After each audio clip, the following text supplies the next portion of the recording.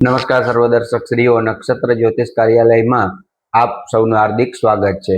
આજે આપણે તમારી સામે જે આ બોર્ડમાં મેં બધું લખાણ કર્યું છે એ અંકશાસ્ત્ર એટલે કે તમારા જન્મ સમયની જે તારીખ છે એ તારીખ પ્રમાણે તમારા માટે શુભ અંક કયો છે। તારીખમાં 1 થી 9 સુધીનો જે અંક હોય એને આપણે આમ જોઈએ તો આમાં મેં લખ્યું છે જન્માંક અને મૂળાંક। તમારો મૂળ અંક અને તમારો જન્મનો અંક હમણાં મેં એક પોસ્ટ મૂકી હતી ફેસબુકમાં, તો એમાં મોબાઈલ નંબર કયો લકી છે એવું એક યજમાને મને પ્રશ્ન કર્યો, તો એને મેં જવાબ આપી એના માટે જે શુભ અંક હતા એ 6-7 જે કાંઈ એને લાગુ પડતા હતા એમાં 2 મૂળ અત્યંત શુભ અંક હતા અને પછીના 3 અંક હતા એ સામાન્ય શુભ એના માટે મેં બતાવ્યા હતા। તો આજે દર્શક શ્રીઓ, તમારા માટે શુભ અંક તમે તમારી રીતથી જ નક્કી કરી શકશો કે તમારો અંક શુભ કયો છે। તો હવે તમારો જન્મ 1 તારીખે અથવા તો 1 થી 9 તારીખ સુધીમાં ગમે ત્યારે થયો હશે તો તમારી જે જન્મની તારીખ છે એ જ અંક તમારા માટે શુભ કહેવાય। દાખલા તરીકે 2 તારીખે જન્મ થયો હોય 1 થી 9 ની વચમાં તો 2 અંક તમારા માટે શુભ છે। 5 તારીખે થયો હોય તો 5 શુભ છે અને 9 તારીખે તમારો જન્મ થયો હોય તો 9 અંક તમારા માટે શુભ છે। પણ ત્યાર પછી હવે દાખલા તરીકે 10 તારીખે તમારો જન્મ થયો છે, આ 10 તારીખે, તો એમાં કેવી રીતનાની ગણતરી આવે છે? આમ તો ઘણા બધા લોકોને ખબર જ છે, પણ જેને ખબર નથી, જે અજાણ છે કે અંક કેવી રીતના ગોતવું, એના માટે આ વિડીયો હું બનાવી રહ્યો છું। તો 1 + 0 = 1 એટલે 1 અંક છે ને એ 10 તારીખે જન્મ થયો એના માટે શુભ છે। પછી 11 તારીખે જન્મ હોય તો 1 + 1 2 અંક છે એના માટે શુભ, જેમાં 1 પ્લસ એમાં ઉમેરવાનો છે।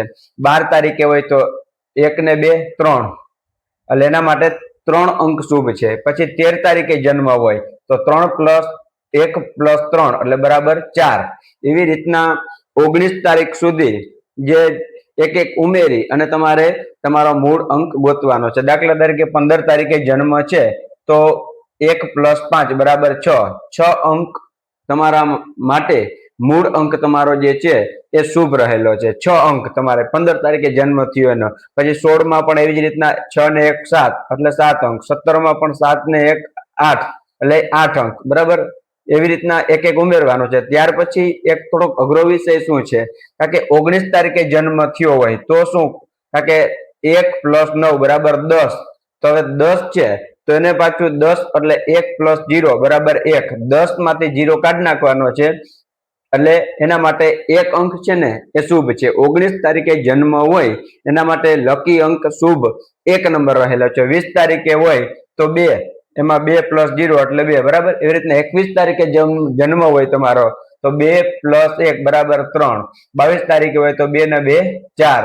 એ રીતના છેક અહીંયા આપણે 25 26 27 બધામાં આપેલું છે અને એમાં તમારે 27 તારીખે જન્મ હોય તો 7 ને 2 9 9 તમારો જે અંક છે શુભ રહેલો છે, બરાબર। ત્યારબાદ 29 તારીખે જન્મ હોય તો શું કરવાનું, કે 9 ને 2 11, 9 ને 2 11 થાય। તો હવે 11 માં 1 ને 1 પ્લસ એટલે 2। હવે એના 29 તારીખે જેનો જન્મ છે એના માટે જેનો લકી અંક છે એ 2 રહેલો છે। 30 તારીખે હોય તો 3 અને 31 તારીખે હોય તો 3 + 1 = 4।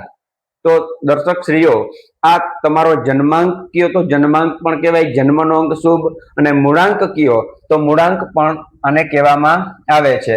હવે આના પછીના વિડીયોમાં ભાગ્ય અંક એટલે કે તમારા ભાગ્ય, તમારા નસીબમાં કયો અંક તમને ખૂબ ઊંચા લેવલ ઉપર લઈ જશે।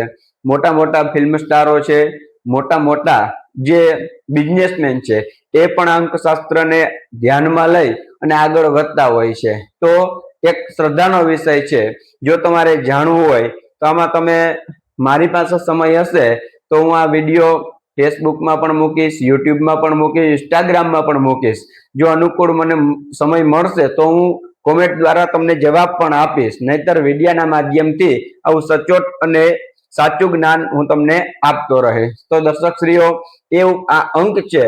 હવે અંકના ગ્રહો પણ બતાવ્યા છે અને ગ્રહો છે અંક પ્રમાણે તમને કયો વ્યવસાય તમે કરો તો લાભ થાય, કયા વ્યક્તિના જીવન સાથી કે કયા અંકના જે પાર્ટનર છે, બિઝનેસ પાર્ટનર છે અથવા તો મિત્ર છે, એ દાખલા તરીકે 1 અંક તમારો છે અને મિત્રનો 9 અંક છે, તો એને કેવો મેળ રહેશે એ બધું હું તમને એના પછીના વિડીયોમાં સમજાવવાનો પ્રયત્ન કરીશ. તો અત્યાર સુધીનો વિડીયો જો તમને ગમે તો લાઈક, શેર, સબસ્ક્રાઇબ કરવાનું ભૂલશો નહીં.